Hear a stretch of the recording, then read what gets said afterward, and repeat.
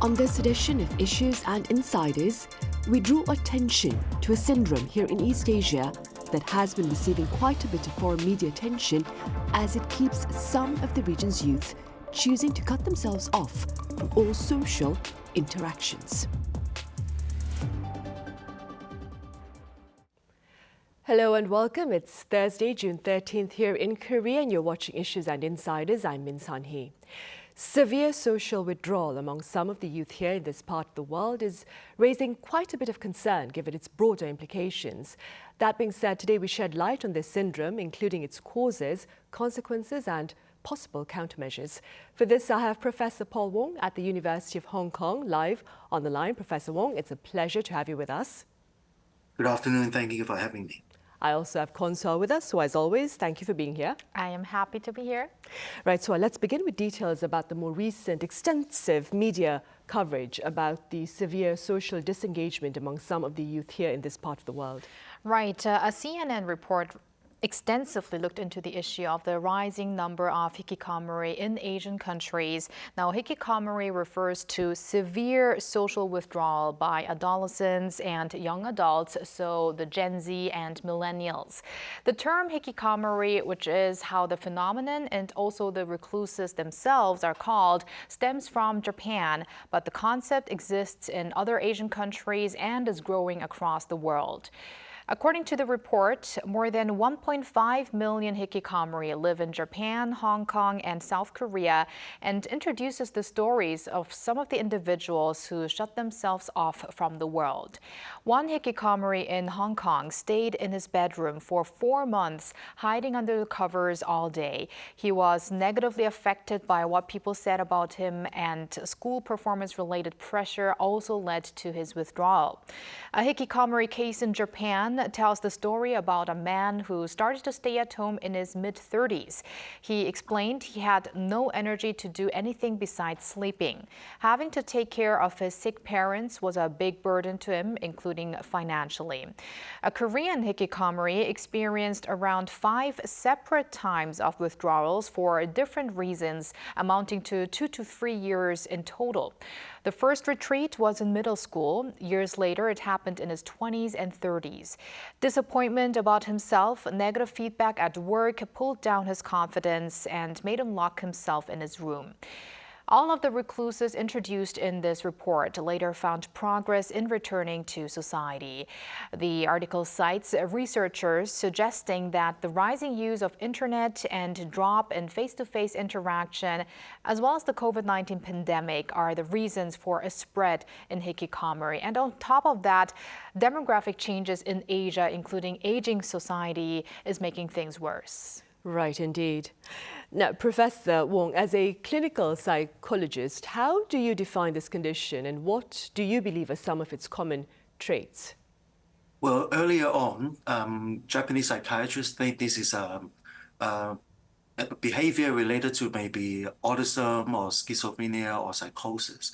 But then when we spend more time and looking into this condition for the past almost a decade now, we think that withdrawal behavior can be related with a number of different types of what we call psychiatric disorders, or maybe someone even don't have a psychiatric disorder.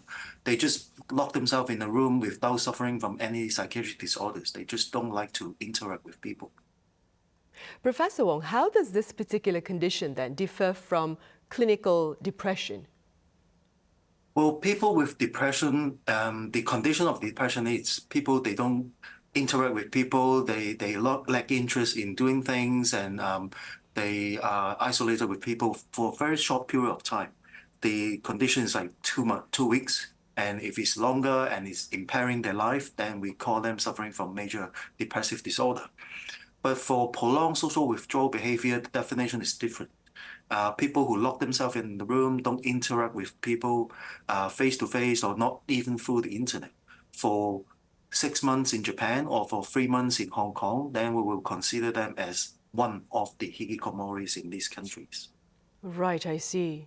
And so, staying with foreign media coverage about this particular condition, I believe there was another recent report by an Australian news agency, if I'm not mistaken, that chose to simply cover Korea's recluses. Could you tell us a bit more about that report? Sure. Well, first off, having these foreign media cover the hikikomori phenomenon in Asia and also separately in Korea in depth does ring alarm bells in that this does seem to have developed into a serious issue in the region with potential to be the future of many other countries too. Now, Australia's ABC News noted roughly 240,000 South Koreans between the ages of 19 and 34 living as recluses, not leaving their homes for months or years. The report introduces the case of two individuals who have now recovered from their extreme isolation from society or are in the progress of. Both have in common that their families are mentioned as being part of their transition into hikikomori. Emotional insecurities, depression, strict parenting, childhood poverty, domestic violence have been named as reasons for the young Koreans' isolation. The report cited a researcher at the Korea Institute for Health and Social Affairs who said many young adults were finding it difficult to make the move from childhood to adulthood, making them easily vulnerable to social isolation. So the focus here being that hikikomori is a generational issue. The article also sheds light on how young Korean hikikomori succeeded in returning to society by turning to a program that helps the reclusive youth re-enter society by making them live in share houses with other people who are facing the same issues, the same problems. Right, I see. Professor Wong, meanwhile, how prevalent is this condition of personal voluntary confinement and social isolation there in Hong Kong? So far as I know, Hong Kong has a study that we did. We found that about 2% of the adolescents from the 15 to 29 years old have this condition. In Japan, they also found that it's about 2%. In Korea, I think it was from the government that was just explained by Wong. And I also think that the EU just released a study. They estimate the percentage is about 2% too. So it seems that the percentage around different countries is about 2% of the youth population in different countries. Right, I see. And so what more can you tell us about the experts' thoughts with regard to the causes of this condition? Well, one expert who was also cited in the report that I earlier talked about, who researched this issue since 2021 with the Korea Institute for Health and Social Affairs, says the biggest cause is the lack of a social role. Young adults, she says, are struggling to settle down as independent individuals, especially with Korea being highly driven by a competitive job market and at the same time high cultural expectations. So these expectations mainly coming from the parents.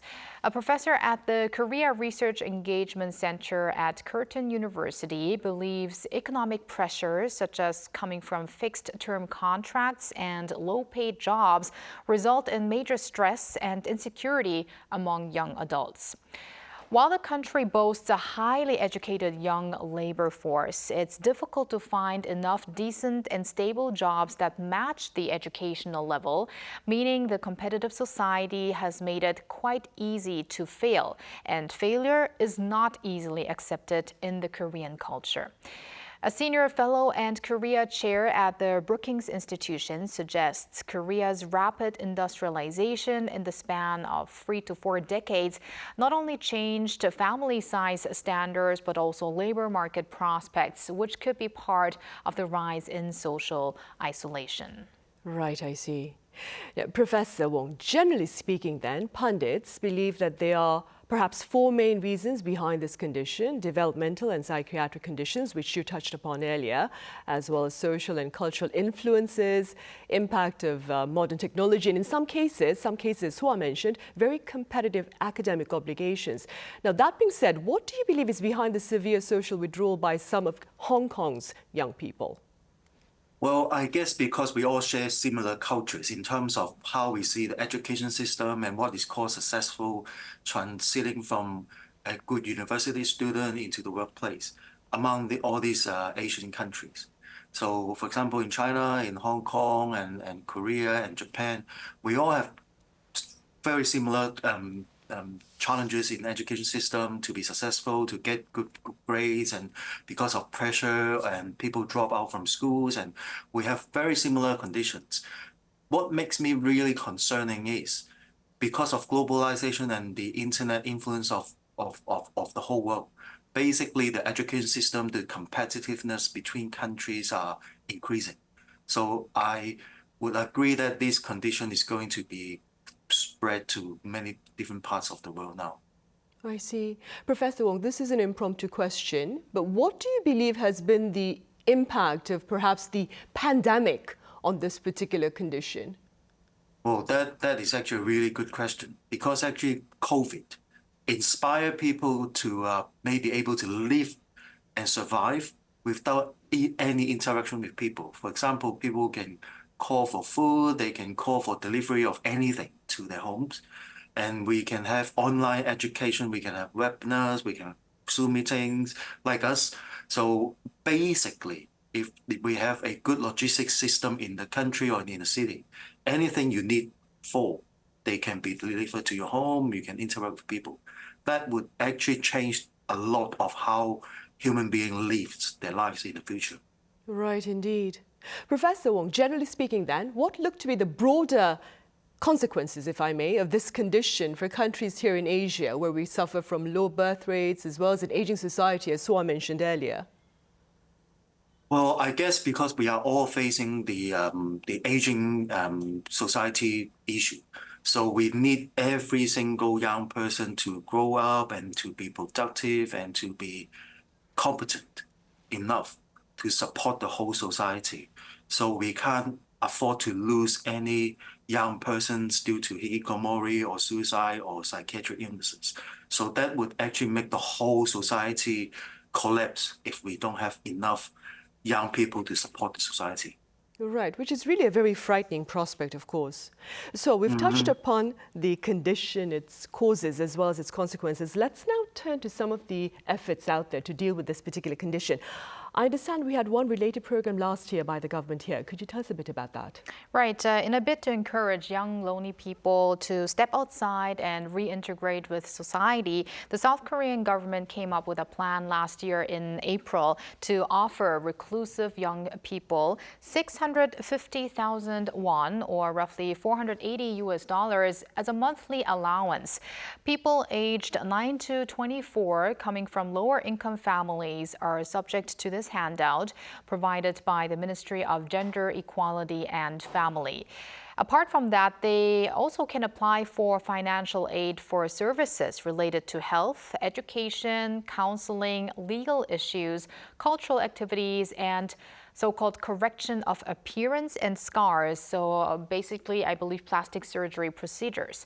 And just earlier this week, on Tuesday, the Gender Ministry, in fact, launched a survey on isolated and reclusive teenagers, so to be able to identify these youths and help them with support measures, because it is really difficult to actually find these youths because they are staying at home all the time. Now, the survey is expected to run until the end of July, and it'll find out about the daily routine of shut-ins, their health condition, sleeping patterns, activities, and so forth. The Health Ministry late last year also announced a number of measures to help Korea's Hikikomori by enhancing collaboration among local governments, police, and fire departments, as well as citizens, to identify and then help these groups leave their homes and mingle with society. So we have the Gender Ministry as well as the Health Ministry here into this issue. And that includes consulting programs, self-diagnosis tests online, and a one-stop support center that should open in the second half of this year. The government's efforts to support the roughly 540,000 isolated youths aged 19 to 34, with 240,000 of them categorized as reclusive youths, primarily aim to tackle the social issues stemming from individuals coping with uncertainties of their future, pressure, and financial problems, but also in the long run help in dealing with the country's chronic low birth rate and aging society. Because if you have unhappy, lonely young people at home, that will not help in raising the number of people getting married or the number of childbirths. Right, indeed. Professor Wong, what treatment efforts are available in Hong Kong? Well, we don't have such a large-scale planned services or policy like Korea that we don't. So actually a few youth centers, some NGOs, they have really innovative ways of engaging the young people. So the social workers partner with animals, with dogs, using the animal-assisted interventions or what we call interest-based interventions to engage the young people so that the young people are more likely to leave their homes and come to the youth center. Then the social workers will do group counseling, individual counseling, and animal-assisted interventions with them. But I have to say that what the Korean government has done is amazing, because doing that in such a large scale with multidisciplinary efforts with different local governments, it's something that we really need to be happening in Hong Kong very soon. Right. Professor Wong, this is yet another impromptu question. Do you suppose in order for people to have the government take part in trying to address this condition, we need to perhaps raise greater public awareness about the presence of this condition? Definitely. The thing is, many people don't see the hikikomoris. They are hiding in their homes. Unlike the issues like suicide that we have news, we have coverage about how many people die by suicide and whatnot. So the advocacy, the noises of hikikomori are not enough yet. Do you suppose, Professor Wong, that Hong Kong itself or the youth in Hong Kong face a lot of pressure to perhaps succeed in life? Well, definitely, because very similar, as I said, to the education system in Korea, kids go to school early, and then after school they always have the tutorials, and they also have a lot of after-school activities to build up their CVs, to go into good universities, and they just face a lot of pressure, and the pace for them to grow is so packed. So I really hope that parents and children can slow down a little bit, enjoy life, and see what life is about before they move on to be a successful person. Right, indeed. Professor Wong, many say that prevention, it's better than cure. And that being said, here's a million-dollar question. What do you perhaps suggest to avoid this condition? Seriously, the million-question answer is, I do hope that all parents can listen to what we have just discussed. I think parents don't need to put so much expectations on their children. We all are parents, we know we want our kids to be healthy and happy and successful, but they don't need to achieve it so quickly. Give them space to grow, give them space to learn, give them space to take risks and fail. It's okay to fail because we learn from failing. Right, indeed, Professor Wong. And as a mother of a college student, I will take your words to heart. Thank you so much for your time and your thoughts today, Professor Wong. Thank you for having me. Thank you. Right, and so as always, thank you very much for your time. Thank you, Sunny. Right, well, that ends this edition of Issues and Insiders. Thank you for watching. See you same time tomorrow.